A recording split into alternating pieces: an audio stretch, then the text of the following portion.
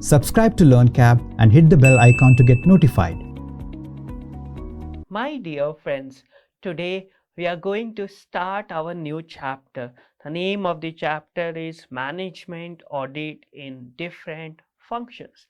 So let us go into the first function. The first function is corporate function. To understand corporate function, we are going to start with corporate objectives and then we'll deal with corporate culture. Let us see what is corporate objectives. The name itself says corporate means company. Objectives means goals. So basically overall goals of the company is called corporate objectives. Let us see with the technical definition of corporate objectives. Corporate objectives is the overall objectives of the organization that influence the direction of the strategy, corporate strategy. Let's go to the next point. Moreover, all good plans, it means all other plans of the organization must support the overall corporate objectives of the organization. For example, let's take a very good example. The corporate objectives of GE to become the most competitive enterprise in the world by being number one or number two in market share in every business the company is in. So GE aims at becoming number one or number two in the market share, whatever business it does. This is an example of corporate objective. Now let us study corporate culture. If I ask you a general meaning of corporate culture, again corporate means company, culture means behavior pattern of the people. So let us see the definition of corporate culture. Corporate culture refers to corporate values, beliefs, behaviors, and is shaped by the way people conduct their work, the way customers are treated and served, the way workers interact with each other. In this era of globalization where customer is a king, we can say that successful companies have a customer driven corporate culture. So remember one thing, if a company want to be successful in today's competitive world, a company needs to have a customer driven culture. Let us see the responsibility of management in respect to corporate culture. It is the management's responsibility to create an ideal corporate culture which comprises of number one, commitment to honest productivity, planned performance and growth. Informative, informing and informed organization. It means information should flow freely from one department to another in the organization and the organization should be transparent.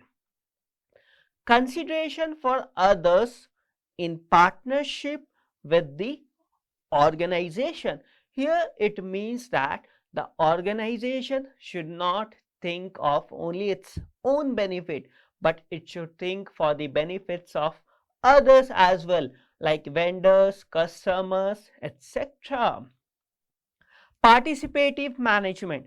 It implies everybody should participate in the decision making of the organization. Good employee relations between the management and the employees, good decisions and timely action, quality consciousness. Obviously, in this era, we cannot afford to have a bad quality product. Mutual trust and futuristic outlook.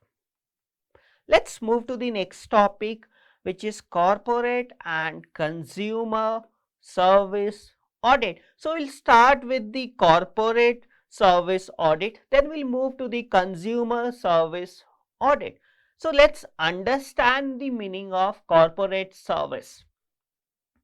Corporate service refers to the activity that coordinate the diverse organizational units and help them focus on organizational goals towards different interest groups. These interest groups we are going to study in the further slide, by effectively exploiting resources and developing core competencies. So basically, what does corporate service do? It ensures coordination among the various departments of the organization so that organization is able to achieve all the goals towards the various stakeholder groups of the organization. So in this slide, we are going to study the various areas of corporate service audit along with the evaluation criteria for the management auditor. So let us see what is the first area. The first area is the consumers. So under this, the evaluation criteria for the management auditor is quality goods in right quantities, right prices, right place and right time. Next area is employees. Here the evaluation criteria is pay, training, safety, welfare, etc. Shareholders. What does shareholders demand? They demand safety of investment and a satisfactory return. Community. What does community demands? It demands social benefit and good public relations. Fellow businessman. Here the corporate is expected to follow business ethics and fair trade dealings. State. What does the state demands? The state demands payment of taxes on time. Let's go into the most important area of corporate service, that is a consumer service audit. The primary responsibility of business enterprise towards consumers is to make available the products of the right qualities at the right time in right quantity at the right place and at the right price. This we have already studied in our previous slide. The consumer service audit critically examines and appraises the management on these aspects of service. Let us see the checklist on consumer service evaluation. What does checklist stands for? Checklist stands for a set of questions.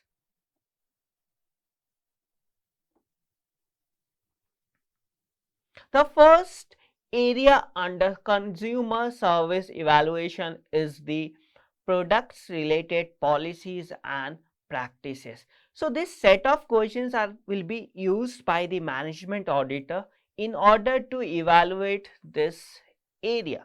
Let us see those set of questions. First one, do products manufactured meet the needs of the consumers?